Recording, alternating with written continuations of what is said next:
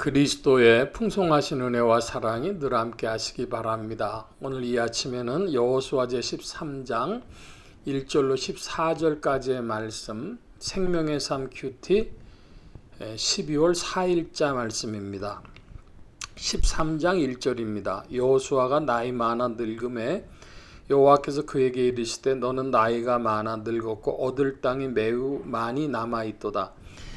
이 남은 땅은 이러하니 블레셋 사람의 모든 지역과 구슬 족속의 모든 지역 곧 애굽 앞 스홀 시내에서부터 가나안 사람에게 속한 북쪽 에그론 경계까지와 블레셋 사람의 다섯 통치자들의 땅 곧 가사 지역과 아스돗 족속과 아스글론 족속과 가드 족속과 에그론 족속과 또 남쪽 아위 족속의 땅과 또 가나안 족속의 모든 땅과 시온 사람에게 속한 무아라와 아모리 족속의 경계 아벡까지와 먼저 4절까지 말씀해 보면 한 단어가 나오는데요.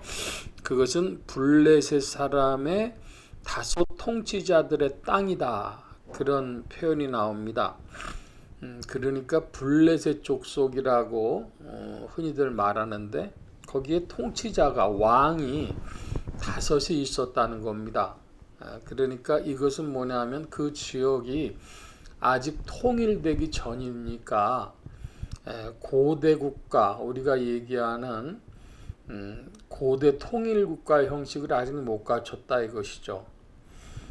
그렇기 때문에 C족 국가하고 부족 국가가 있고 부족 국가 연합체가 있고 고대 국가로 넘어가는데 지금 이 상황은 그 부족 국가와 부족 국가 연합체 형태의 그래서 고대 국가로 들어가기 전 단계 어디쯤이다 이렇게 볼 수가 있겠습니다.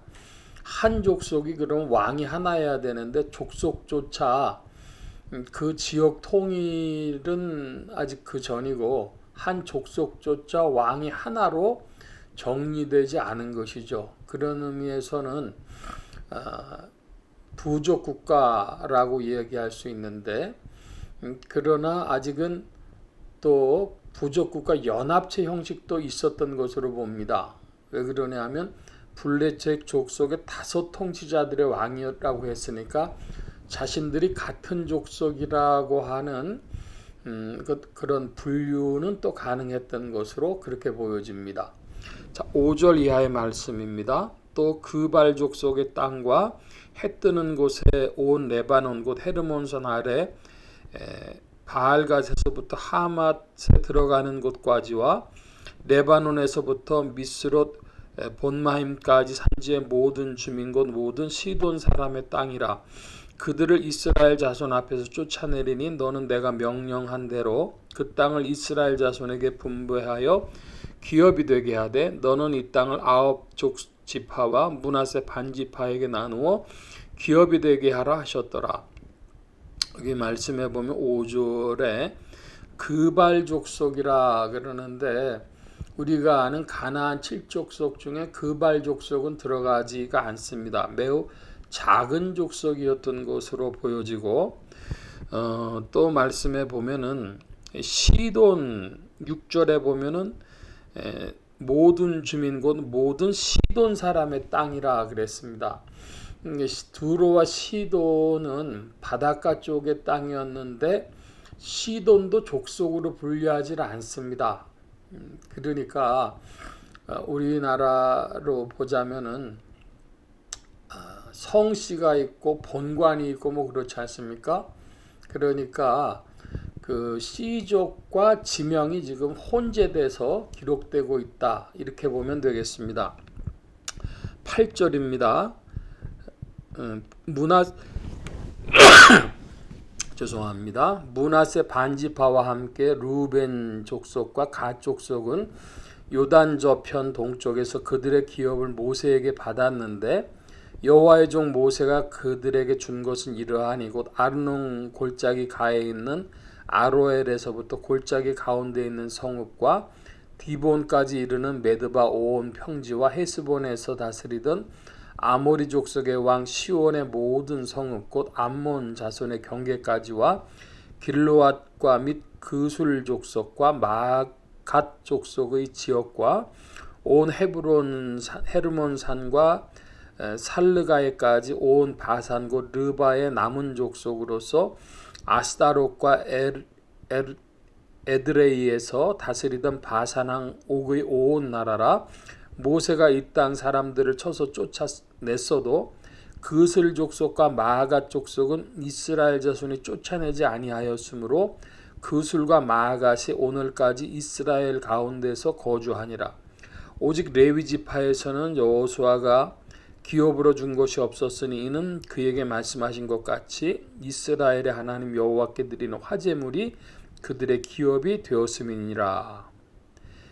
오늘 14절 말씀까지 보면 13절에도 그술 족속, 마갓 족속 그러는데 그것은 흔히 말하는 그 가나안 7족속에 들지 않는 그런 족속입니다. 작은 족속이었다고 보여지는데 그술 족속, 마갓 족속 이렇게 표현하고 있습니다.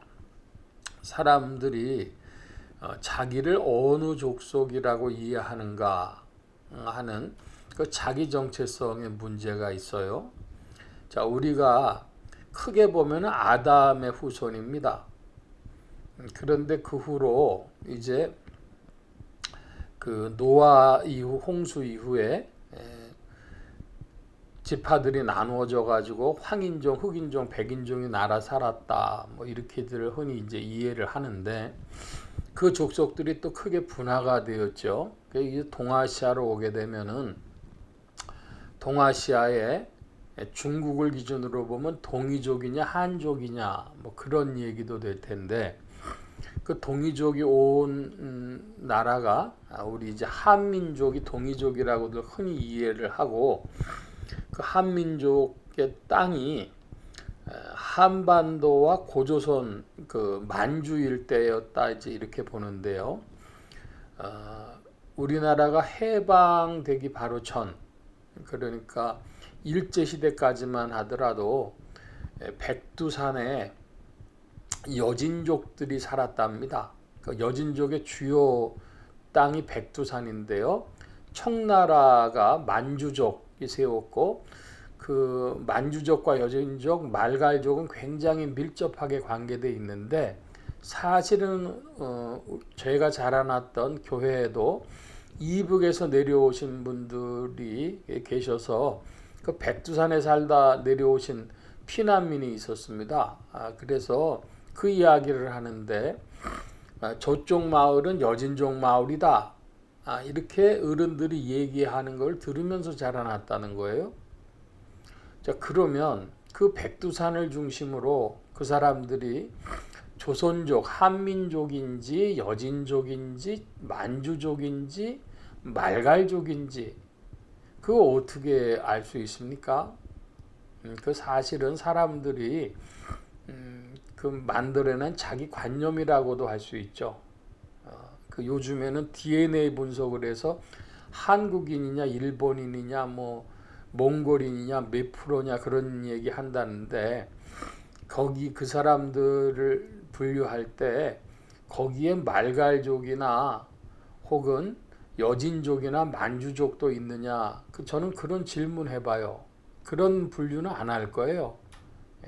그러니까 이거 참 그 애매한 이야기들이다 사실은 그렇게 얘기할 수 있고 어쨌든 구슬 족속과 마가 족속으로 분류되는 사람들이 이스라엘 가운데 거주했다. 그 살면서 그냥 이스라엘 사람이라 하면 되는데 이스라엘 사람들이 잘 안 받아주니까 그게 좀 안 된 것이겠죠.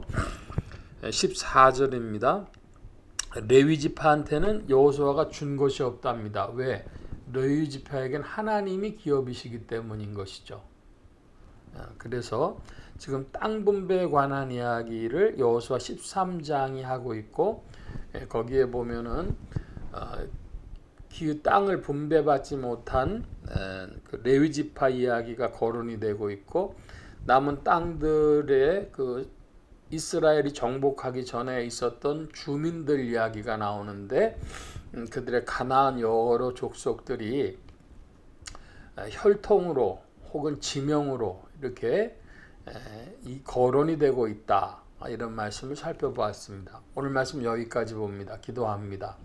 만복의 근원 되신 주님 함께하여 주셔서 오늘도 우리가 믿음으로 각자의 기업들을 믿음 안에서 받고 누려야 할 터인데 주님께서 주신 것이라도 정복하지 못한 것이 있어서는 아니 되겠습니다. 우리가 믿음으로 주 성령 안에서 나에게 줄로 지어주신 구역을 잘 정복하여 나가는 믿음의 발걸음들 되게 하여 주옵소서. 성령께서 도우심을 구하고 감사하며 의지하올 때에 예수 그리스도의 이름으로 기도하옵나이다. 아멘.